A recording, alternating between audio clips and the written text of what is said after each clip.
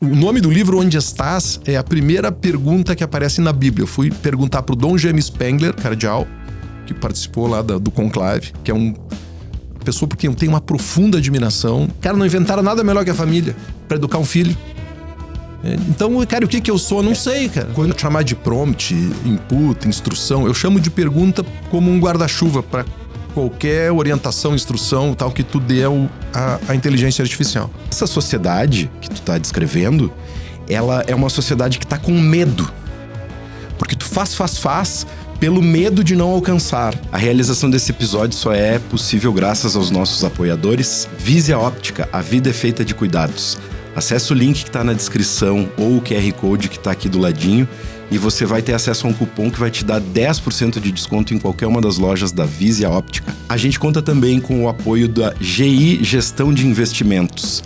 Se você quiser saber como funciona a antecipação de recebíveis, acesse o link que também tá aqui na descrição desse episódio ou o QR Code e veja lá como funciona a antecipação de recebíveis. Contamos também com o valoroso apoio da Impulse. Se você quiser um diagnóstico completo da geração de demanda B2B no ambiente digital, acesse o link que está aqui na descrição desse episódio ou o QR Code e você vai receber um diagnóstico completo para sua empresa de graça. E também contamos com o apoio da Cultivo, uma empresa que une o olhar de estratégia, impacto e criatividade. Tudo voltado para a comunicação no ambiente digital e para marketing.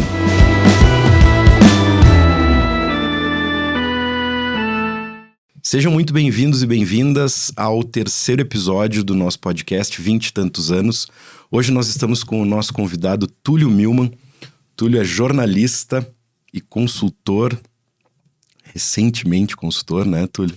Já se foram 4 anos, cara. Parece que foi ontem, né? Parece que foi ontem. O que tu acrescentaria na descrição da tua bio aí, além de jornalista e consultor? O que tá faltando de mais importante? Eu tenho uma opinião. Fala. 2, né? Vamos. Escritor e pai. Tá. O pai, obrigado por me lembrar. Colorado, né, cara? Colorado. Pô, pelo amor de Deus. Né? Nenhum demérito a qualquer outro torcedor de qualquer outro time, seja Caxias, Juventude, Grêmio, Esportivo. Olha o parênteses das anotações que tu me provocou já trazer, tá? Há 20 e tantos anos atrás, em 2005, o Inter estava sendo garfiado. Cara, eu tenho uma novidade sobre isso que eu quero contar pra ti depois. Tá? Cara, e vai ser a primeira vez que eu vou falar sobre isso em público. É mesmo? E é um negócio que tá me deixando, tem a ver com o internacional. Tá.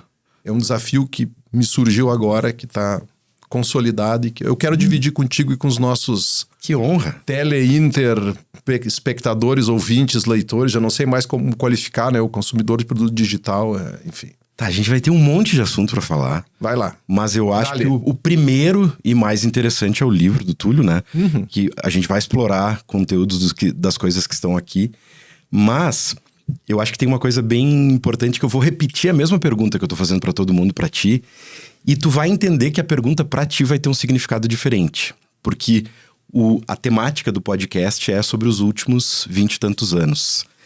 E aí, onde tu estavas há 20 e tantos anos atrás? Mais ou menos 20. Era 20 e tantos anos atrás eu estava aprendendo a ser pai, né? Coisa que eu continuo aprendendo até hoje, mas eu estava começando a aprender a ser pai. A minha filha mais velha, Camila, está com 20 e poucos anos. E isso é um episódio que muda drasticamente a vida. Eu estava no grupo RBS ainda, estava naquela época mais ou menos... pouquinho antes da metade da minha trajetória no Grupo RBS, né, que durou 30 anos, de certa forma dura até hoje, mas de um jeito diferente.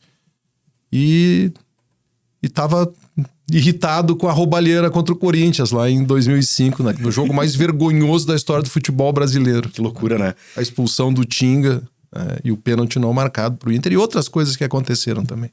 Cara, e naquela época, tu já tinha clareza da importância das perguntas que tu estava fazendo? Eu quero dizer com a mesma profundidade que tu tá falando aqui no livro. Não. Na época, na época a pergunta era um meio. Na época a pergunta, profissionalmente para mim, eu devo ter feito milhões de perguntas na minha vida profissional. 30 anos como jornalista, repórter, colunista, apresentador de TV, sério, deve ter feito milhões de perguntas. Mas a pergunta para mim era um meio.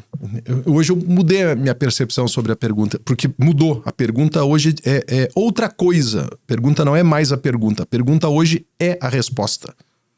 E isso é um pouquinho do que o livro conta. Que aliás, eu acho genial. Eu te falei isso desde o começo. A gênero Paulo Santana, tá? Vamos colocar as coisas em seus devidos lugares. Como o gênero Paulo Santana? O gênio era o Paulo Santana. Eu não arrisco, não me enquadra nessa categoria. Não. Eu disse que a sacada do livro é genial. Tá, obrigado. Tá bem. Daí eu deixo pra te chamar de gênio no outro momento. Então. Mas eu acredito que a sacada que tu trouxe, e aí eu não quero dar spoiler aqui, né, do livro pra ninguém, porque depois todo mundo tem que consumi-lo. Mas tu conseguiu fazer uma conexão de coisas que dizem respeito àquilo que tu acredita enquanto profissão, né? E o quanto as coisas se conectam quanto o que tu acredita também como teus princípios, teus valores, tua religiosidade e tudo mais. Tu tem clareza sobre quais eram os princípios e os valores, vamos dizer assim, que estavam mais firmes em ti há 20 anos atrás? Mais ou menos 20 anos atrás. Eu teria que dar uma pensada nisso com um pouco mais de profundidade. Mas eu acho que sim, cara, porque valor é uma coisa sobre o que tu não reflete todo dia. Tá na base daquilo que tu faz. Né? Das tuas decisões, do teu comportamento, do teu julgamento, dos teus acertos e eventualmente dos teus erros. O valor é uma espécie de... A gente tá aqui num prédio, né? Nós estamos no... Qual andar aqui? Terceiro. Estamos no terceiro andar, né? Aqui embaixo tem um piso, tem um alicerce, tu não tá pensando nele. Não. Mas tu só tá aqui porque isso tá lá embaixo. E acredito que valor é mais ou menos assim. Talvez a gente devesse refletir um pouquinho mais sobre... Às vezes a gente perde um pouquinho do rumo porque esquece. Né? O apelo externo por atenção é tão grande, a disputa externa por atenção, a gritaria é tão grande que às vezes a gente não tem tempo de olhar para dentro e olhar para trás e olhar para o que aconteceu há 20 e poucos anos e entender que, né, que o Thiago Matos falou um negócio, acho que foi o Thiago Matos que falou isso, não tenho certeza agora, cara. Mas é um negócio... Alguém nos corrige depois. Não, é que eu sou ruim para guardar nomes, mas é mais ou menos assim, o futuro que tu imagina, ele impacta no presente, o futuro impacta no presente, né? O passado nem se fala. Aquilo que tu fez no passado tem impacto direto no teu presente. Só que a gente às vezes não para refletir sobre isso. E quando eu faço essa pergunta, eu tenho eu faço um resgate das minhas coisas que dizem respeito a crenças, valores, princípios, mas também conectados de uma maneira à minha profissão. Quando eu parei para refletir sobre essa história dos 20 e tantos anos, eu parei para pensar assim, cara, o que eu acreditava no ponto de vista técnico, inclusive das coisas com as quais eu trabalhava, que eu acreditava que eram verdades importantes para conduzir o meu trabalho, será que elas estão presentes até hoje, sim ou não? E aí tem coisas que elas têm conexão com meus princípios, por exemplo. Cara, eu me nego a contar uma mentira. Vai me chamar como consultor de marketing ou de planejamento. Lá e hoje, assim, não conta comigo pra gente construir uma mentira, sabe? Então, quando eu me vejo pensando sobre essas coisas lá de trás, eu consigo trazer. E eu acho que isso vai continuar me ajudando pelos próximos... Essa é a tua base, é o teu alicerce. Sabe? Mas quando a gente traz essa perspectiva, assim, de coisas que tinham conexão com o que tu tava fazendo... Tu lembra de coisas que tu desconstruiu, que tu acreditava também e que tu não acredita mais? Totalmente, mas talvez não tenha a ver com valores, tem a ver como isso se expressa, tem a ver com, cara, basicamente evolução tecnológica, né? Há 20 anos, estamos falando de 2005, a tecnologia digital estava começando, estava engatinhando, tá hoje também engatinhando, né? A gente, daqui a 20 anos nós vamos olhar para trás e vamos dizer a mesma coisa, né? 20 anos estava engatinhando. Mas, por exemplo, a inteligência artificial já existia, mas não na forma que existe hoje. O e-mail era quase uma novidade, né? A velocidade do processamento da informação, o acesso à informação, a lógica das redes sociais, os algoritmos altamente treinados para antecipar as tuas necessidades e desejos e monetizar isso. O capitalismo de vigilância, né? Que mente que te entrega alguma coisa, mas na verdade está te tirando informação para usar, às vezes contra ti. Isso não existia. Era um mundo bem menos selvagem do que é hoje. Hoje a gente vive em tempos de selvageria. É uma loucura, né? Talvez eu esteja radicalizando. Talvez tivesse outro tipo de selvageria naquela época que não tem hoje. A gente evoluiu numa série de coisas. Nas questões sociais, né? Eu não sou o cara ideologicamente radicalizado para nenhum lado. Assim, cara de direita, de esquerda. Eu me considero um cara de centro na política. Sim. Mas eu acho que a gente teve emancipações e evoluções em várias áreas. Na questão toda que tem a ver com a igualdade racial, na igualdade de gênero. Isso não é uma questão ideológica, é uma questão até de inteligência de mercado. As pessoas... Sim. Uma ideologia se apropriou disso como se fosse dela. Por exemplo, a inclusão no mercado. Isso não é ideológico, cara. Isso é inteligência. Quanto mais gente tiver acesso ao mercado, mais gente consumir, mais gente... melhor vai ser para todo mundo. Isso não é ideológico. É visível o quanto isso foi apropriado de maneira a capitalizar em cima dessas coisas de uma maneira que às vezes... E eu acho que faz falta nesse momento justamente o entendimento das coisas com mais profundidade que a gente talvez se propôs a ter e que hoje muitas vezes as coisas ficam na superficialidade. Tem duas reflexões que eu fico meio assustado quando a gente pensa sobre essas coisas assim. Uma delas é que tem duas coisas assim para eu explicar o que eu vou dizer. Toda vez que existe uma disruptura de uma nova mídia ou de uma nova tecnologia, existe uma perda. Eu não lembro o número, acho que foi até o Capra que eu ouvi falando sobre isso, mas existe uma perda de informação toda vez que acontece uma troca de tecnologia. Sim, quando tu troca de celular, tu perde informação, por exemplo, né? E aí por diante. Quando o disco vinil deixou de ser vinil e passou para ser CD, nem tudo foi pro CD. Sim. Né? Imagina se num aparelho da mesma tecnologia tem perda, imagina mudando a categoria. Isso, quando saiu do CD pro MP3, muita coisa foi perdida. E aí hoje tem o Spotify, que parece uma abundância gigantesca, mas não tá tudo no Spotify. E aí, sob essa ótica, se a gente pegar... Tá, mas tem que tá tudo no Spotify, não? Não, mas aí eu acho que... Cara, tem coisas que tem que ser esquecidas mesmo. Claro. Porque isso é uma coisa de acumulação... Até acho que a gente tem coisa demais guardada hoje. Dentro de casa, no celular, na cabeça. Sim, que é uma cultura de escassez, né?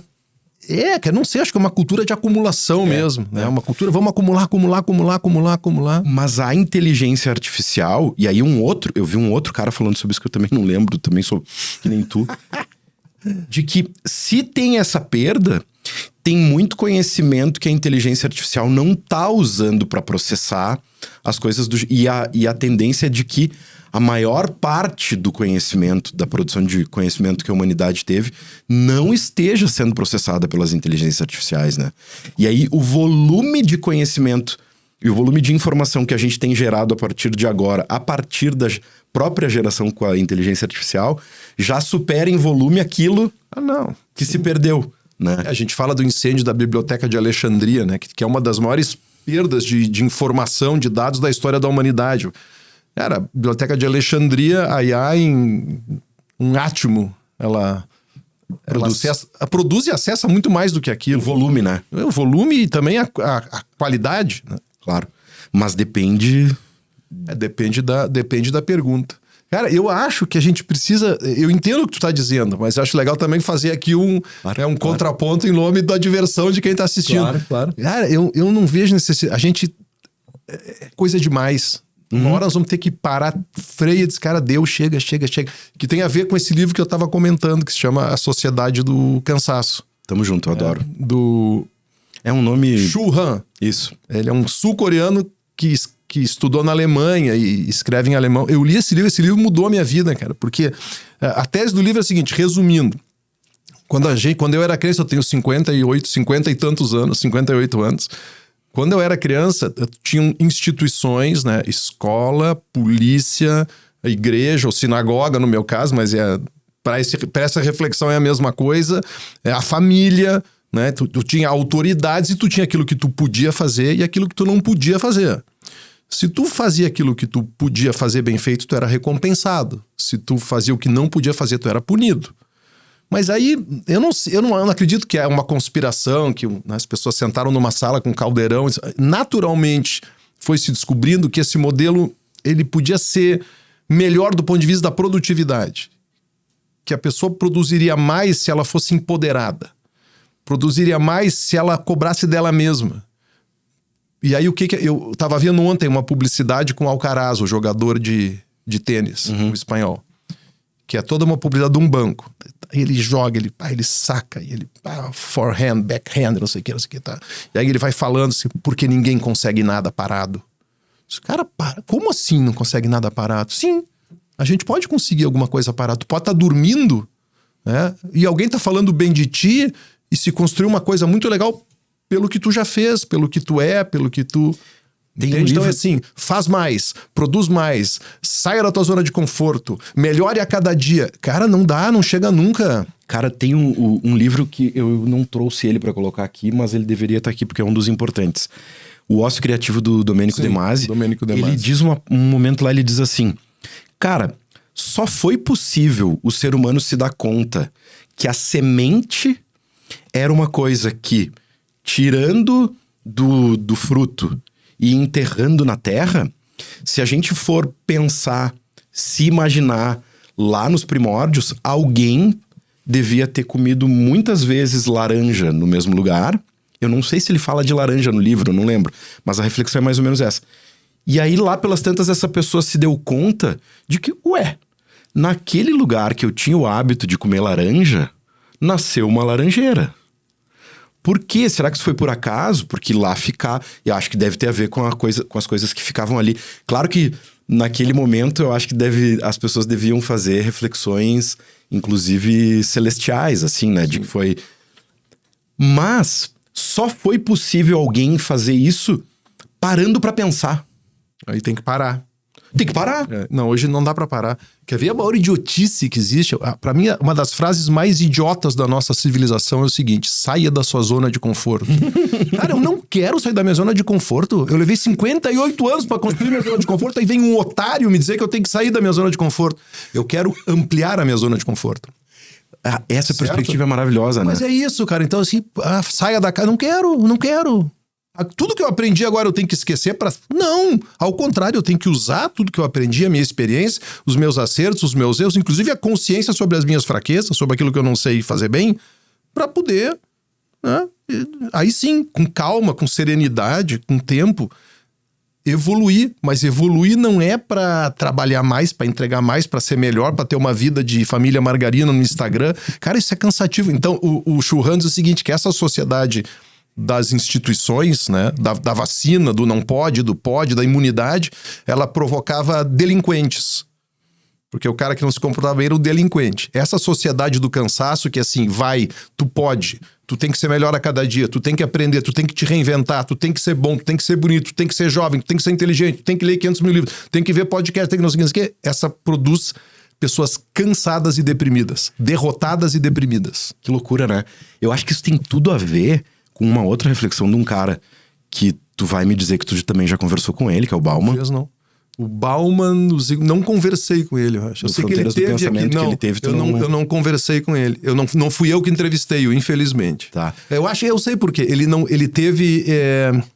Ele foi online a conferência dele. Pelo menos num ano ele foi online. Que eu não sei o que deu lá, que ele não pôde vir e ele entrou online. E que aquele Fronteiras do Pensamento tem um corte de um vídeo que é simplesmente sensacional. Ele falando sobre liberdade e segurança. É maravilhoso. Mas eu lembrei dele por causa do livro Medo Líquido. Uhum. E eu acho que essa sociedade que tu tá descrevendo, ela é uma sociedade que tá com medo. Porque tu faz pelo medo de não alcançar. Cara. Mas este medo é o medo de uma coisa que tu não consegue materializar. E aí o Bauman fala de que então é um medo líquido, que não consegue materializar exatamente do que tu tá com medo. Uhum. Tu tá correndo tanto porque tu tá com medo do quê? Nem sei dizer exatamente, né? Eu tô com medo da esquerda, mas o que a esquerda tem de tão perigoso? Isso, meio aquilo, não, mas é meio impalpável. Uhum. E a mesma coisa pra direita também. Eu sei que vai ter os nossos haters que vão dizer, não, é tudo super palpável. Cara, qualquer extremo é ruim. Óbvio. Qualquer extremo do ponto de vista político, porque ele inviabiliza a conversa, inviabiliza diálogo, inviabiliza a construção de ponte. As margens têm que estar mais ou menos próximas. Quanto mais próximas estão as margens, Elas não precisam ser a mesma coisa, cara. Mais fácil é construir uma ponte, né? Outro dia eu passei por uma situação de eu dizer pra um amigo, a gente foi começar a conversar sobre política, e aí antes da gente começar a falar, eu disse assim, cara, tu consegue falar mal dos dois lados se a gente for continuar essa conversa? O cara deu 2 passos pra trás. É que tipo assim, cara, eu vou falar mal dos dois. Quais são os... Aí que tá, quais são os... Eu vou dizer, nas 2 últimas eleições, eu anulei meu voto. Nas 2 últimas eleições. Eu me recuso a votar nessa dinâmica. Que loucura. É uma dinâmica. Entendeu? Cara, e é o jeito que eu vejo. Eu não quero convencer ninguém. Eu não vou odiar ninguém porque votou no Lula, no Bolsonaro. Eu acho que isso é pouco pra definir uma pessoa, em quem ela votou. É pouco, tá? A gente tá enfrentando demais isso. Tá bem, tem gente que tá aí e tá tudo bem. Eu não tenho nenhum... Não quero dizer pra você que tá vendo fazer isso. Eu fiz isso muito tranquilamente. Porque eu me botei na seguinte posição. Se eu tô num nesguinho de... Eu tô num penhasco, tá? Num penhasco que é muito estreito. Eu não tenho como voltar. Eu tô quase como se fosse numa ilha no ar. Tá? Se eu pular pra cá, eu vou me machucar. Se eu pular pra lá, eu vou me machucar. Se eu ficar parado, um raio vai cair na minha cabeça. Eu prefiro não fazer nada e um raio cair na minha cabeça a pular pra um lado ou pular pro outro. Do jeito que as coisas estão hoje. Então, eu acho que essa energia ruim ela vai ter que se dissipar em algum momento.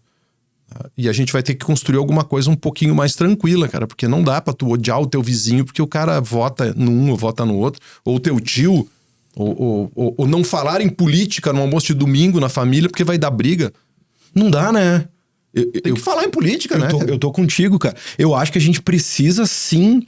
Eu já passei por várias situações, assim, de... Não, gente, aqui neste ambiente... Mas tá tudo assim, tu não pode falar sobre nada. Não podemos falar... Não, cara, vamos sentar e vamos conversar, a gente é amigo, a gente... Eu não posso dizer que eu sou colorado porque os gremistas vão cancelar. Eu não posso dizer que eu sou judeu porque os pró-Hamas vão querer dizer que eu sou genocida. Eu não posso dizer que eu sou de centro porque a direita e a esquerda... Porque realmente, pro cara da extrema-direita eu tô à esquerda. Pro cara da extrema-esquerda eu sou de direita. Então eu só tenho inimigos. Azar, cara. Eu não vou me pautar por essa idiotice, entende? Eu não vou me pautar pela radicalização. Eu acho que o cara pode ser colorado e curtir o Grêmio dentro do possível, fazer a zoação no Grenal e tal. O cara pode, no meu caso, ser judeu identificado com Israel e defender a criação do Estado palestino. É o que eu faço. Que louco. Entendeu? O cara pode ser um cara de centro e identificar coisas legais na direita. Pô, e vou te dizer, por exemplo, eu do ponto de vista econômico, né? Eu sou mais liberal do que muito que se diz liberal. E da pauta de costumes, eu sou mais esquerdista que muito esquerdista.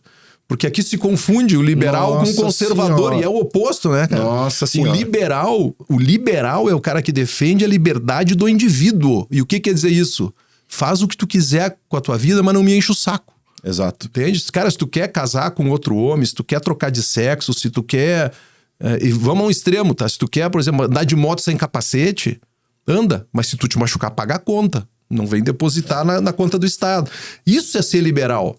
Que é diferente de ser conservador. E por alguma coisa eu sou conservador. Eu, por exemplo, acho que a família é o núcleo essencial da sociedade. Cara, não inventaram nada melhor que a família para educar um filho. Então, cara, o que eu sou? Eu não sei, cara. Quando eu vejo... Me ajuda? Não, mas eu acho que daí isso é do interesse de que quem precisa... Defendo liberdade econômica, defendo empreendedorismo. Acho que as pessoas têm que ter liberdade para abrir suas empresas, tem que pagar menos imposto, o governo tem que ser mais eficiente. Não estou nem falando de tamanho de governo. O governo tem que parar de encher o saco das pessoas, o governo enche o saco. Entendeu? E deixar as pessoas tocar suas vidas e fazer aquilo que tem que fazer, que é saúde, educação, segurança e justiça. Não se metendo que não sabe, né? Cara, sabe o que agora, entende? O governo se mete em tudo. Chateação. Desculpe, eu tô dando Não. Fala, vou tomar uma aguinha pra me acalmar. Mas eu vou fazer um resgate pra gente vender livro. Tô brincando. Uma das coisas que a gente refletiu, eu pensando cá com meus botões antes da gente ter essa conversa, eu queria saber 2 coisas. Tu tem clareza de algumas perguntas que tu tenha feito que mudaram a tua vida, assim? Assim, perguntas que são pilares de mudança. Não, mas eu digo, por exemplo, assim, teve um dia que eu entrevistei fulano e eu consegui fazer uma pergunta eu percebi que... Teve uma pergunta que eu adorei ter feito pro Vargas Llosa, que infelizmente nos deixou Prêmio Nobel de Literatura, no Fronteiras do Pensamento. E o Vargas Llosa era um cara, um escritor, não preciso falar, brilhante, né? Mas em determinado momento da vida, ele talvez tenha flertado com uma certa radicalização política, que não tem a ver pelo fato de ele ser um cara de direita, porque para muita coisa eu sou de direita também. Não é isso que eu tô falando. Então ele estava lá no Fronteiras e começou a falar sobre a literatura. E aí ele falava sobre a buena literatura, porque a buena literatura... E aquilo começou a me incomodar. Eu fiquei pensando assim, será que literatura de cordel é boa literatura? É, né? É, sem dúvida. Por quê? Depende. Quem escreve, quem lê, qual é a realidade. Porque se um cara for pegar um livro, vamos lá, eu vi ali o Thomas Friedman. Se um cara que está começando a sua jornada de leitura, de crescimento intelectual, pegar um Thomas Friedman para ler, talvez ele desista de ler livros. Ele não tem que começar pelo Thomas Friedman, entende? Ele tem que começar por, sei lá, por Fernão Capelo Gaivota, Pequeno Príncipe, e tá tudo certo. Claro. Paulo Coelho, tá tudo certo. Então, assim, aí eu comecei a me irritar com aquilo e eu perguntei para ele assim, desculpe, o que é a boa literatura? O que define se a literatura é boa ou não? Eu tava incomodado. Então eu vi que ele parou. Eita, e aí? E parou e a plateia trancou a respiração, né? Aí ele veio com a resposta. Assim, não, a boa literatura é aquela que descreve alguma coisa de um jeito que só a literatura poderia fazer. Maravilhoso. Então ele deu uma resposta espetacular. Essa para mim foi uma das melhores perguntas que eu fiz, né? E para mim assim, claro, são momentos legais da tua carreira. Eu tive momentos infelizes que eu vou te contar uma que eu fiz uma pergunta errada na hora errada e deu ruim. Eu ia perguntar isso depois. Deu ruim. Tá. Quando saímos do palco, tem uma parte lá na coxinha atrás que ninguém tá vendo, que é escuro. Ele vinha caminhando na minha frente, ele parou, voltou e disse: meus parabéns, muito boas as suas perguntas. Ninguém viu isso, mas para mim foi um momento bacana da minha carreira. Assim como uma vez eu estava entrevistando eu esqueci o nome do cara. O marido da Glória Pires. Como é que é o nome dele, cara? Léo Jaime. Não é parecida. Pera, vamos ver aqui. Alguém lembra aí? Marido da Glória Pires? Não. Pera aí um pouquinho. Não, como que o Léo Jaime não é o marido da Glória Pires? Não é, só se... Não é. Não é. Vamos ver aqui, nada que a gente não resolva. Amansa burro. Será que é da Glória Pires mesmo? Eu posso estar confundindo tudo. Orlando Moraes. Orlando Moraes, nada a ver com o Léo Jaime. Grande, claro. Não, tudo a ver. Orlando Moraes, Léo Jaime, tá tudo certo. Orlando Moraes. Veio no Estúdio 36, que era um programa que eu apresentava. E eu, desavisadamente... A reação dele não foi legal, mas a minha pergunta, eu não conhecia o contexto. Eu fiz a pergunta na hora errada. E aí ele tava ali e tal, e aí eu disse, o cara tudo de boa, Orlando Moraes, não sei o que, né? Orlando, me diz uma coisa, como é que tu encaras... E eu quis fazer uma pergunta, eu quis fazer uma escada pra ele. Eu não quis sacanear ele. No fundo do coração, não quis. Como é que tu encara os haters, ou as pessoas que injustamente dizem que o teu sucesso tá atrelado ao sucesso da tua esposa? Que tu só faz sucesso porque tu é marido, tu é um compositor. Porque ele é compositor de um hit grandão, Na época ele tava maior um pouco. Qual é o hit? Depois eu vou lembrar. E é um cara legal, eu não tenho... Depois a gente fez as pazes. E aí ele parou e disse assim, em primeiro lugar, quando eu dou entrevista para grandes jornalistas, essa pergunta nem aparece. Assim ele começou, cara. E aí eu, ao vivo, né? Eu disse, o que eu faço agora? E começou a me descascar. E eu digo, Orlando, me desculpa. Eu não quis te ofender com a pergunta, não sei o que, não sei o que. Então, vamos ao seguinte, vamos ver o teu novo clipe agora, A Tormenta. E ele, A Tempestade. Aí eu errei o nome do... Cara, e aí foi, né? Foi. Tá, e aí eu encerrei a entrevista mais cedo, ele foi embora brabo e tal. Depois eu descobri... Mas não contornou na hora. Não tinha como. Não resgatou o cara. Eu descobri que naquela semana a Glória Pires teria assinado um contrato com a Globo para fazer uma novela e colocado no contrato que a música tema dela seria dele. O que não tem problema nenhum, cara. Qual é o problema? Eu quero uma música do meu marido, tá tudo certo. Mas aí o bicho pegou, começaram a criticá-lo, ficou aquela coisa. E eu perguntei na hora errada a pergunta pro cara. Sim. Que hoje, se essa polêmica for uma polêmica, tu não tem como negar. Porque talvez nesse período... a polêmica fosse uma coisa que ela não tá denunciada efetivamente, mas tá todo mundo falando. Polêmica, cara. Vamos lá, eu vou amanhã depois, eu sou contrato fazendo. Não, mas eu quero que o Rodolfo vá comigo. Qual é o problema? É um contrato meu com a emissora, não tem... Mas na época isso foi um buzz assim meio ruim, sabe?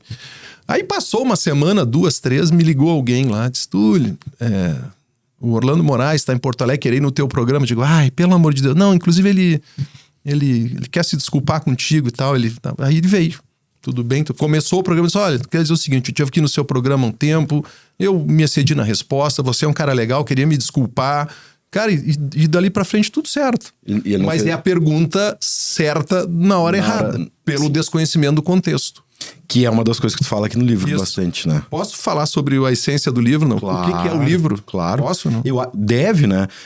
Tô perguntando posso porque eu não sei se já tá na hora de falar sobre isso. Eu acho que já estamos, temos tempos, claro. Estamos bem, estamos bem.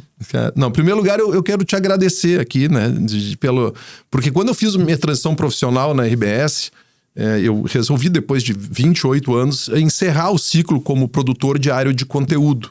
E sem ruptura, não briguei, ao contrário, tanto que eu continuo vinculado à RBS ainda hoje, na PJ, escrevendo colunas.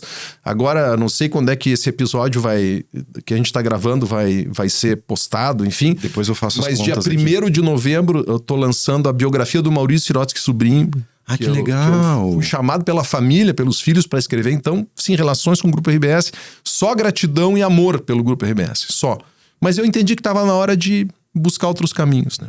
E tu foi um dos primeiros caras com quem eu falei naquela época. Tamo junto. E tu me ajudaste a fazer uma transição que para mim foi bem difícil, né? Trabalhando a aparência disso, a ponta do iceberg e a minha marca pessoal. Mas para definir a minha marca, tu me fizeste uma série de perguntas que me obrigaram a pensar naquilo que eu queria, para onde é que eu estava indo, como é que eu ia me posicionar, eu tive que fazer uma autoanálise muito profunda para conseguir responder aquilo que tu precisava para trabalhar. Então eu te agradeço, inclusive tu tá citado aqui no livro nos agradecimentos. Tamo junto. Toda a tua ajuda nesse momento difícil. Mas o que é o livro, em resumo? Eu deparei com a IA quando ela estava em modo beta ainda. Eu achei um link numa dessas revistas aí, Wired, não sei qual, falando, e fui lá e cliquei e estava lá, OpenAI, era um site tosco assim, e tinha ali uma caixinha de prompt, né? E aí eu comecei a conversar e comecei a me assustar. Eu digo, opa, pera um pouquinho. Alguns meses depois ela foi lançada comercialmente. Então eu comecei a usar a IA. A IA é muito antiga, a novidade é que agora ela é generativa, ela produz, ela cria, tá? A partir daquilo que tu pedir, por enquanto é assim. Mas esse modelo de IA generativa, que é aquela que simula a linguagem natural, isso é relativamente novo. A popularização tem 2, 3 anos. E aí eu me dei conta do seguinte, que eu estava investindo todo o meu tempo e a minha energia na pergunta. Eu chamo de pergunta, tu pode chamar de prompt, input, instrução. Eu chamo de pergunta como um guarda-chuva para qualquer orientação, instrução, tal que tu dê à inteligência artificial. E quando eu acertava a minha pergunta, cara, a resposta estava ali. Então, eu concluí que eu não preciso mais me preocupar com a resposta, eu preciso me preocupar com a pergunta. E não é tão fácil quanto parece. O nome do livro, Onde Estás, é a primeira pergunta que aparece na Bíblia. Eu fui perguntar para o Dom James Spengler, cardeal, que participou lá do conclave, que é uma pessoa por quem eu tenho uma profunda admiração. Ele é quem me indicou esse livro, A Sociedade do Cansaço, inclusive. Né? Se tu já leste esse livro, eu digo, não, então lê. Né? Foi Dom James Spengler.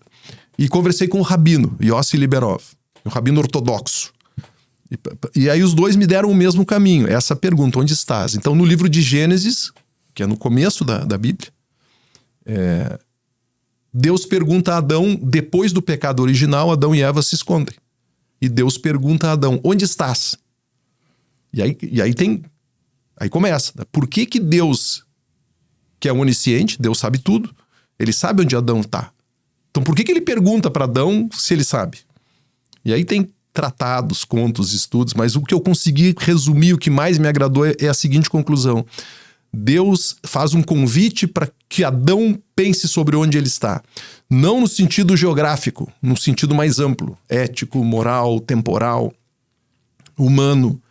E esta é a primeira pergunta da Bíblia. A primeira pergunta da Bíblia é Deus perguntando ao primeiro homem, onde estás? E o que se diz é que Deus continua nos fazendo essa pergunta todos os dias. Onde estás? Que loucura.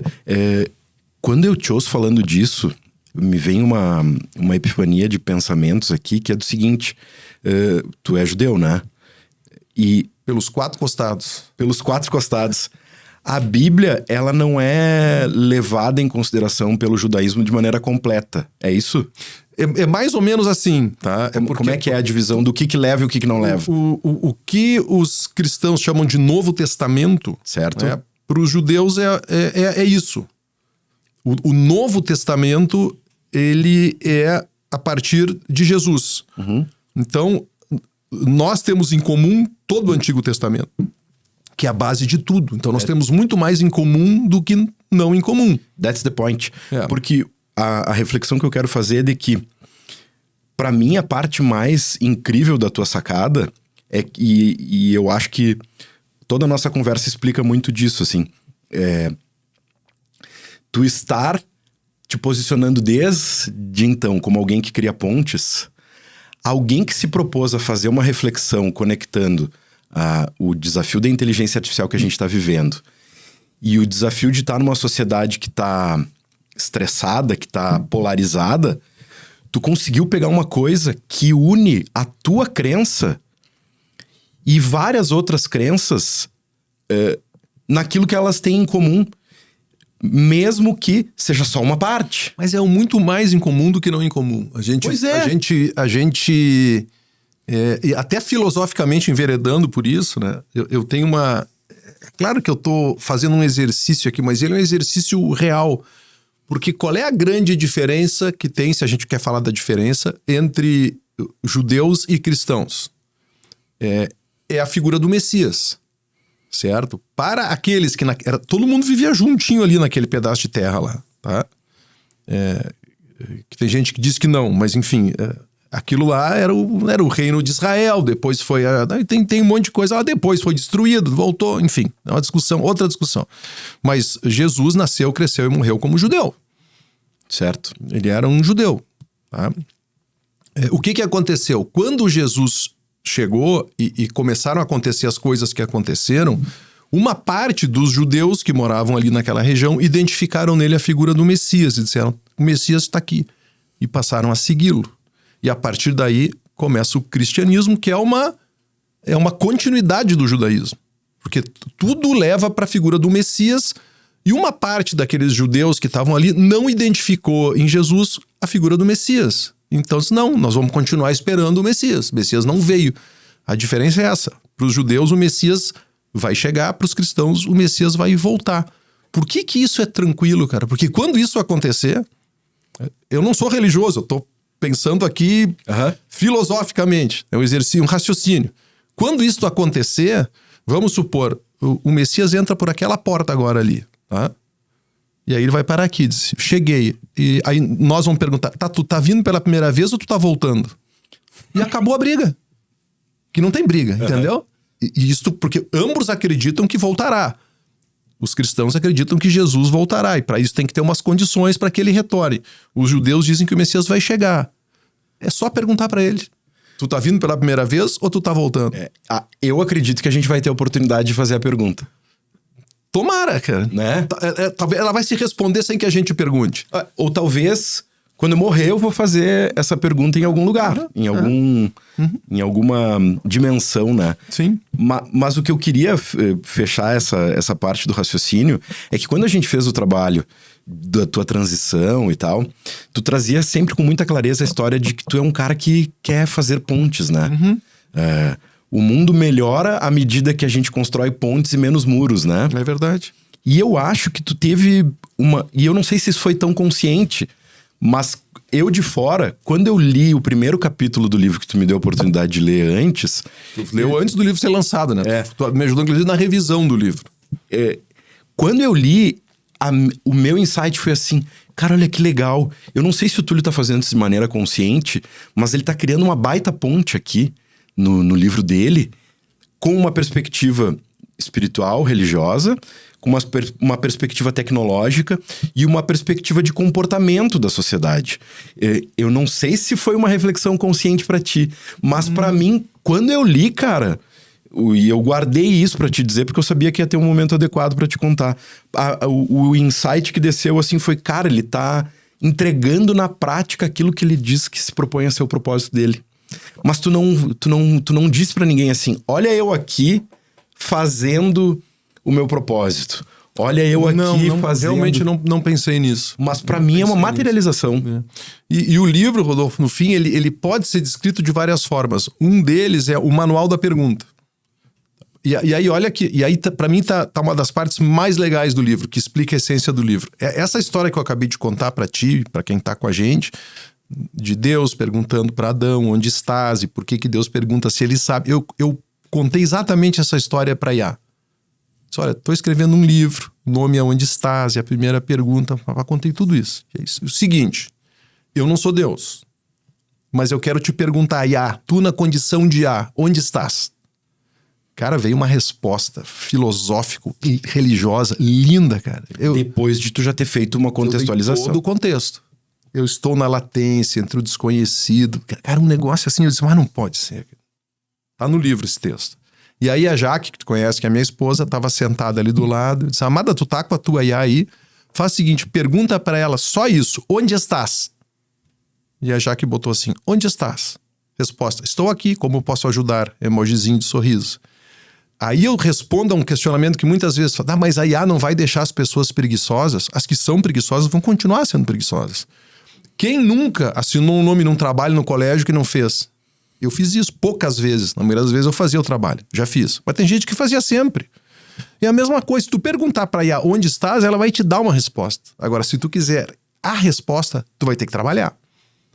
Dando o contexto, explicando pra que essa resposta, explicando o que tu quer, o que tu não quer, melhorando, ajustando a linguagem, definindo o parâmetro. Isso dá trabalho. A diferença é que tu faz isso mais rápido e tu faz isso melhor. Com a ajuda da Iá. Mas tu é que faz, não é Iá? Que loucura. E essa semana, eu tava num trabalho, exercitando coisas em cima da Iá, e eu comecei a escrever uma coisa pra ela, e eu sempre tenho terminado dizendo assim, calma. Não me dá respostas ainda. Eu tô só te dando contexto. Mesmo que tu diga isso, eu acho que ela tem sido tão treinada por gente ansiosa em dar resposta que eu não fiz nenhuma pergunta ainda, ela começa a me oferecer um monte de coisa. E eu tenho que teimar com... Eu uso muito o Gemini porque é o que eu pago. Posso dar uma sugestão? Claro. Em vez de calma, diz espera, não diz nada.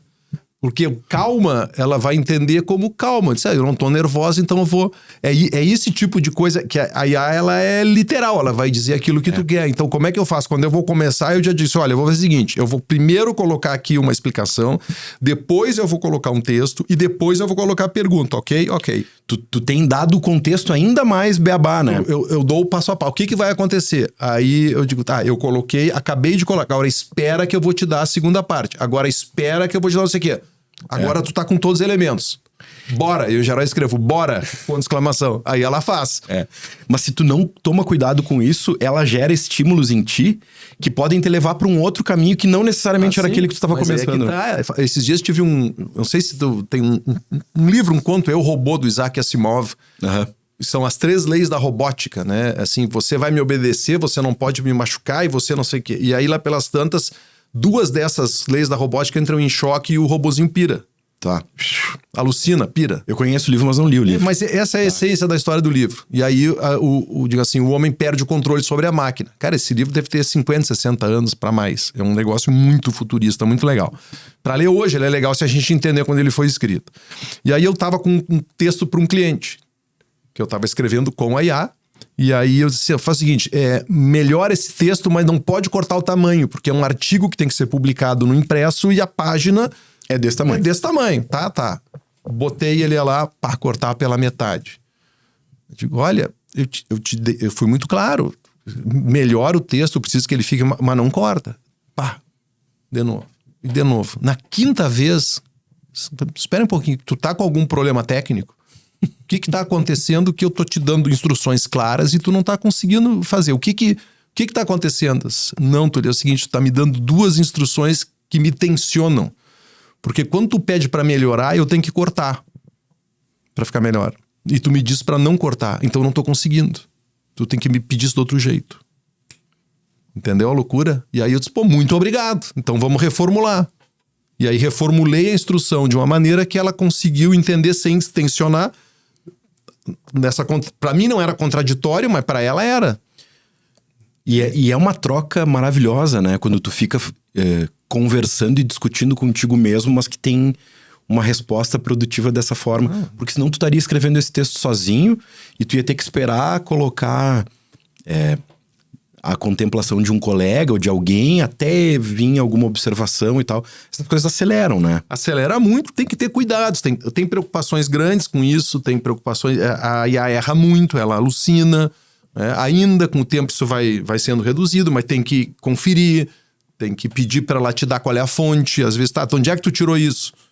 Tu pode, por favor, várias... realmente tem razão, isso aqui não faz sentido. Eu até perguntei, tá no livro também o exemplo, eu pedi para ela, me dá um erro que tu cometia muito, que tecnicamente chama alucinação. Tecnicamente é alucinação. Eu errava muito quando me perguntavam se Einstein tinha ganho o prêmio Nobel, e eu dizia que sim pela teoria da relatividade. Por que eu errava isso? Porque esse erro aparece muito, porque citações a Einstein e teoria da relatividade aparecem muito. Então eu juntava esses pontos, mas ele recebeu o prêmio em 1931 por uma coisa que tem a ver com a teoria fotoelétrica. Não tem, em 1921... Não tinha nada a ver com a teoria da relatividade. Nada a ver com a teoria da relatividade. Então ela alucina porque ela olha os pesos das coisas. Einstein, teoria da relatividade, os dois juntos, prêmio Nobel, pum, é isso, mas não era. Então sempre tem que pedir para... conferir. Um amigo compartilhou essa reflexão comigo ontem, do que ninguém tá calculando quanto tá custando conferir as coisas que a inteligência artificial tem feito. Gasto energético é um outro problema. Por exemplo, eu perguntei para ela, tá tudo aqui no livro, o que a gente deve fazer da interação contigo, o que não deve fazer e o que tanto faz. No tanto faz que eu acho que tá o mais interessante. Quer dizer assim, olha, tanto faz letra maiúscula e minúscula, tanto faz pequenos errinhos de português, não precisa corrigir. Tanto faz, que a gente ensina os nossos filhos palavrinhas mágicas. Por favor, com licença, obrigado. Não precisa. Ela é bem educadinha, né? Não, mas ela diz que tanto faz tu pedir por favor ou não, ela vai te dar a mesma resposta. O que acontece? Tu imagina quantas vezes, num dia, alguém digita por favor, muito obrigado, ou... please, thanks, ou dankeschön, ou grazie, ou seja o que for. O volume que isso dá. Isso é um consumo de energia gigantesco, é um desperdício de energia gigantesco. Mas aí eu fiz a seguinte reflexão. Quem está treinando quem? Qual é o meu medo? Se eu paro de usar, por favor, muito obrigado, com licença, na interação com a IA, daqui a pouco eu tô falando assim contigo, cara. A linguagem vai por esse caminho, né?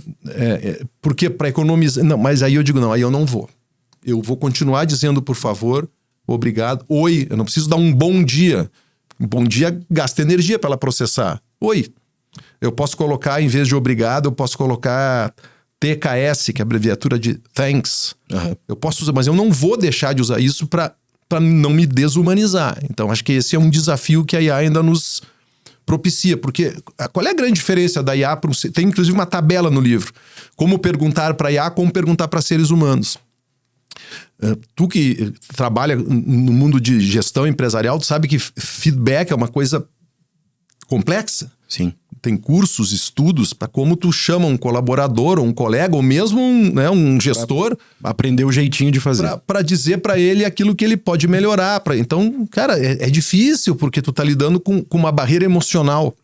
Para dizer pro cara, tá errado, faz de novo. Não ficou legal, faz de novo. Pra IA tu pode dizer assim. Legal, mas nada disso, errou feio. Faz tudo outra vez. 1, 2, 3, 4, 5, 20 vezes. Ela não se dói, né? Não se dói. Se tu pegar um colaborador que tá num dia ruim e tu vai ter uma dificuldade. Então, essas que eu vou chamar vantagens, pelo menos aparente, a IA te dá. Ela te dá produtividade, te dá velocidade e ela não tem barreira emocional. Pelo menos por enquanto. Tu pode dizer para ela, isso tá uma M. Talvez ela diga, esta palavra é rude, mas ela não se ofende. Entende? Tem eu acabei de lembrar de um documentário que é o Eu Maior. Não sei se você já viu. Não, esse não. Que é? É uma coletânea. Já tem alguns anos, depois eu vejo quanto tempo isso tem. É uma coletânea de várias entrevistas com o Cortella, com o Prem Baba, com a Monja Cohen, mas também com uma galera do... aquele cara, o brasileiro, aquele que se diz ateu e que Ateu, graças a Deus, é esse? É aquele que acho que ele ganhou um Nobel agora há pouco. Não, Nobel não deve ser, porque nenhum brasileiro ganhou. Não. Quer dizer, Nobel ganhou a missão de paz de Suez lá em 56, mas não é um brasileiro. Não, ele não ganhou Nobel, ele ganhou outra coisa, tô falando bobagem.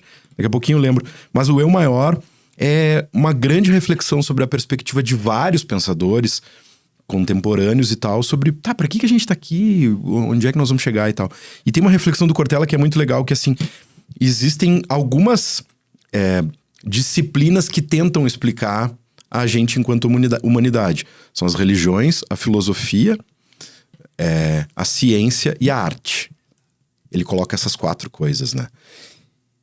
E eu sei que tu é um cara que também tem uma influência grande da arte te influenciar com uma perspectiva de mundo, né? Tu tem clareza sobre quais foram as grandes manifestações artísticas que mais influenciaram a tua personalidade, o teu ser, as coisas que tu mais acredita? Eu tenho uma característica que às vezes é boa, às vezes não é, de ser um cara eclético. Eu não tenho, assim, muita tribo e muita música. Eu ouço vários gêneros, cara. Até algumas coisas sertaneja que eu curto. Às vezes eu curto um rock mais pesado. Às vezes Então eu vou, assim, beliscando uma série de coisas. Claro, tem alguns filmes que são lá... Quer ver um filme que pra mim talvez seja o melhor filme já feito? Tem 2 que eu gosto muito. Um é 2001, Odisseia do Espaço, do Kubrick. Que é um filme espetacular, e o outro é uma comédia chamada O Jovem Frankenstein, do Mel Brooks. Uma comédia em preto e branco. Mas é que tá, é que eu vi esses filmes num momento da minha vida em que eles me... O Mário Quintana tinha uma frase que dizia que a boa poesia não é aquela que tu lê, é aquela que te lê. Né? Então, cara, essa coisa assim de os melhores filmes, isso é muito pessoal. É a coisa da buena literatura. Quem sou eu pra chegar aqui e dizer, o melhor filme? Cara, pra mim, por quê? Porque no momento da...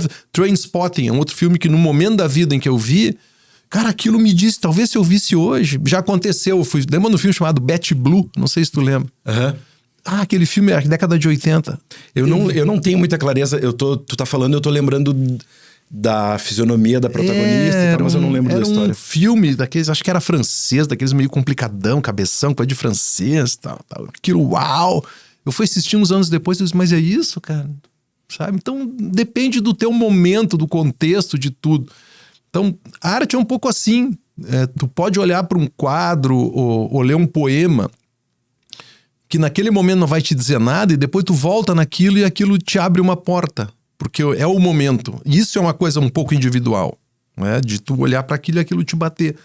Então, eu não saberia te dizer assim exatamente, sabe, Mas a reflexão a arte influencia o teu comportamento, o teu olhar, ela te abastece, te inspira, Não, sem dúvida que sim, né? Eu venho de uma casa em que, especialmente a minha mãe, né? Ela, enfim, ainda gosta muito de arte, e o pai também, então... eu me lembro de criança com a minha mãe à galeria de arte, para ver exposições do Iberê Camargo. O Iberê é um cara que para mim tem uma força poética, narrativa na pintura dele que é única. Ele é um artista que está no nível de qualquer grande artista do mundo, tecnicamente falando. Eu li muita coisa que ele escreveu muito, e uma das coisas que é muito clara na obra dele, não só quando tu vê, é a preocupação dele com a qualidade dos materiais, sabe? Que ele organizou uma exposição toda em preto e branco como protesto, porque o imposto para importação de tinta estrangeira era muito alto e não tinha tinta de boa qualidade no Brasil. Então ele era um cara, inclusive político, então é um cara que prezava muito pela qualidade. Um amigo meu uma vez, eu encontrei num lugar alguém que conviveu com o Iberê e que estava no ateliê dele, e o Iberê estava pintando, e o cara parado, olhando assim, reverentes. O Iberê, ele entrava em transe, pintava. Daqui a pouco ele parou, virou pra esse cara e disse assim, isso tá parecido com Picasso, né? Ele falou pro cara. O Iberê falou pro cara, tá parecido com Picasso, né? Aí o cara disse, Iberê, tá parecido com Picasso. O que ele fez? Inutilizou a tela. Digo, eu não sou o Picasso, eu sou o Iberê Camargo. Entende a loucura do cara? Sabe que o Iberê Camargo, literalmente, ele morreu pintando. A Tina Zapoli, que é uma marchand de Porto Alegre, Na época era a Tina Presser. Tem uma galeria até hoje. Galeria Tina Zappi. Era a Marchand. Era a espécie de empresária do Iberê. E o Iberê teve um câncer aqui na região da garganta e estava no hospital agonizando. E ele começou a se mexer, e já não conseguia mais falar, estava meio em delírio, assim, em transe. E a Tina entendeu que ele queria pintar. Então desceu, era da Beneficência Portuguesa, e foi na casa do desenho, comprou um papel e não sei se lápis de cera ou canetinha e tal, e o Iberê morrendo. Esse desenho existe, está na Fundação Iberê. Ele pintou, ele desenhava, e foram olhar, chega a ficar arrepiado, era o quadro chamado Solidão, que ele não terminou, o último quadro dele. O último quadro dele chama-se Solidão. Ele chegou a assinar, trêmulo, a assinatura dele é toda trêmula, mas o quadro ficou incompleto. E ele morrendo estava terminando o quadro. Então o cara realmente era um gênio, né? Então quando tu começa a ver claro que isso influencia, como a música, né? A vida inteira a música. Mas eu acho que hoje tem também isso. A gente não tem mais assim como tinha antigamente uma tendência dominante, né? Se ouvia rock and roll, e isso é bom. Tu tem tribos diferentes, tu tem estilos diferentes. É muito difícil julgar numa perspectiva macro o que é bom, o que é ruim. Depende, né? E eu tenho muita clareza quando eu penso pra mim, assim, eu fiquei te ouvindo falar sobre essa história do Iberê, e se a gente for fazer conexões com as coisas que a gente vê no mundo executivo, dá pra fazer diversas analogias sobre o comportamento de um líder, por exemplo, que tá vendo um trabalho dele ficar parecido com alguém e ele dizer assim, cara, não quero que a minha empresa seja uma cópia da do fulano, ou do ciclano, do beltrano. E isso é uma coisa que quando a gente fala de arte, eu acho que ela tem essa capacidade de dar respostas pra gente, nesse sentido, faz muito mais tempo do que a IA, né? Sem dúvida.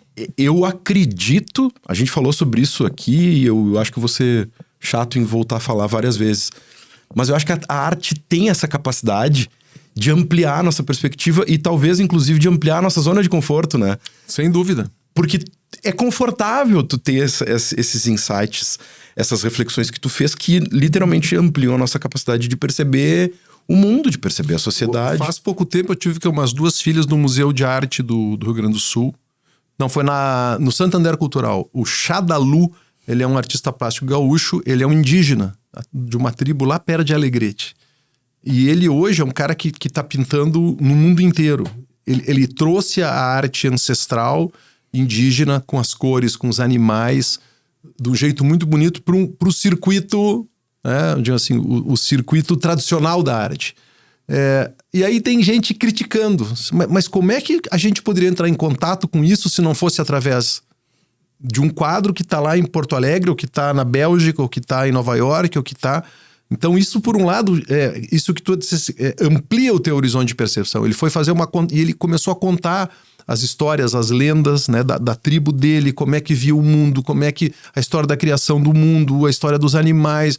E é uma outra coisa que tu vê e tu passa a olhar isso de uma outra forma. Então a arte, ela sim te abre inúmeras portas e portais. A gente tem que ter essa capacidade, porque uma vez eu vi um palestrante falando sobre isso, assim, que a minha professora estava falando sobre Jó Joaquim, era o cheiro doce como o cheiro da cerveja. Enfim, uma situação parecida com isso. E a professora ficava entusiasmadíssima falando sobre aquilo. E aí o cara se colocando como aluno, dizendo assim, cara, o que essa mulher tá vendo nessa poesia, nesse livro, nessa história, ou nesse quadro, ou nessa música, que tá deixando ela tão inspirada, que ela tá empolgada? Eu tô ouvindo ela contar, eu não tô me empolgando do mesmo jeito que ela. Eu tenho que ter a capacidade de... Eu não posso ser um ignorante. Eu tenho que ir lá e ler o Dom Casmurro, o Cortiço, sei lá. E ver a exibição de arte do Iberê. O que eu não tô vendo que as pessoas ficam impressionadas com aquilo que está sendo apresentado e que eu não tô conseguindo me impressionar. Eu acho que a arte tem o poder de convidar as pessoas a fazerem esse tipo de reflexão, sabe? Porque como é que pode alguém escrever uma música que tu usou no teu casamento e aí ela provoca em ti uma série de lembranças que só tu entende o contexto daquilo? E aí, como é que as pessoas não vão se dispor a entender o tipo de reação que isso provoca em ti, né? Você tá falando é muito interessante, porque tem essa... Eu não preciso gostar. Eu não preciso gostar, mas até para não gostar eu preciso conhecer. E eu não posso pensar que se tu gosta, tu tá errado. Entende? Não, esse é que é o negócio. A gente tá hoje num momento em que a gente se cola rótulos e aí fica mais fácil, porque é da minha turma é bom, não é da minha turma tá ruim. Isso é muito limitador. Então, assim, quem é capaz de dizer o que é bom, o que é ruim, o que é música boa, o que é música ruim, o que é um bom quadro? Cara, o cara pode olhar pro Iberê e não gostar, não tem problema. Mas, cara, entende o porquê tu não gosta. Entende? Vê um pouquinho sobre o cara, ou... Entende? Até olha, eu não gosto por isso. O cara, eu acho muito pesado, é muito triste, tá tudo certo, não tem problema. Túlio, voltando para a perspectiva do livro e construindo o nosso fechamento, quais tu acha que são as grandes perguntas que a gente tem para fazer? Porque a gente falou muito de coisas aqui, fazendo reflexão sobre o que passou e coisas que a gente viveu, mas quais tu acha que são as grandes perguntas que tem para serem feitas para isso que está se aproximando aí na nossa sociedade? Eu acho que tem uma grande pergunta que nós devemos nos responder todos os dias. Onde estás? Genial. Tu te faz essa pergunta todos os dias? Não consigo fazer todo dia, mas às vezes sim. Às vezes sim. E quando tu te pergunta onde estás, tu tem que ter a capacidade de te colocar num lugar que eu sou alguém que pergunta e eu sou alguém que responde. E a resposta, inclusive, pode ser não sei. Desde que tu saiba que não sabe. Porque, cara, tu não é obrigado a saber sempre onde tu tá. Às vezes tem que estar perdido mesmo. Sabe que esses dias eu tava em Passo Fundo. Fui lá dar uma palestra e resolvi voltar caminhando do lugar da palestra pro hotel onde eu tava. Cara, e como é bom se perder, tu tá numa cidade que tu não conhece e daqui a pouco tu assim, mas onde é que eu tô? Tem um muro diferente, uma casa que tu nunca viu, uma árvore, um barulho, um cheiro. Não tem problema em estar perdido. Só não pode estar sempre perdido. É maravilhoso, né? Maravilhoso. Tu quer fazer algum merchan mais do livro aí? Não, cara. Onde é que a gente encontra? Dentro da minha filosofia de... você tem que ler o livro, senão você vai ser infeliz, vai arder no mármore do inferno. Não. Se as coisas que a gente falou aqui, se você que tá vendo quer entender um pouquinho mais sobre a história da pergunta, sobre a importância da pergunta, sobre como perguntar melhor e aprender como perguntar melhor, para gerar mais valor para sua vida pessoal, profissional e tal, o livro pode ser lido. Onde é que a gente encontra ele? Mas não vai acontecer nada se não ler. Não tem problema. Tá bom? Onde é que a gente encontra ele? Ele tá sendo distribuído na Amazon, ele tá à venda. A gente vai poder botar um link dele aqui no na Amazon.com.br e já tá, eu tenho recebido, estão distribuindo agora, tá chegando nas livrarias do Brasil inteiro. Algumas já tem, eu sei que na Leitura, em Porto Alegre tem, que a distribuição do livro é demorada. Mas Amazon.com.br. E quem comprar e se achar que vale e quiser fazer uma resenha, dar uma nota pro livro, ajuda. Porque eu já tive lá um hater que tocou nota 2 no livro lá. E aí baixou. Tá tudo bem, o cara não gosta de mim, eu não gosto do livro. E leu o livro? É que às vezes tem o seguinte, sabe o que eu aprendi? Eu ajudei o Dr. Jorge Gerdau a escrever o livro dele. E o livro do Dr. Jorge é um sucesso, tá com centenas de resenhas lá. E eu fui olhar as notas baixas do livro. Sabe por que às vezes na nota baixa? A embalagem veio amassada. O livro demorou pra chegar. Às vezes não é o livro. E o cara vai lá e toca uma nota baixa. A minha esperança é que seja isso. Que ele não tenha...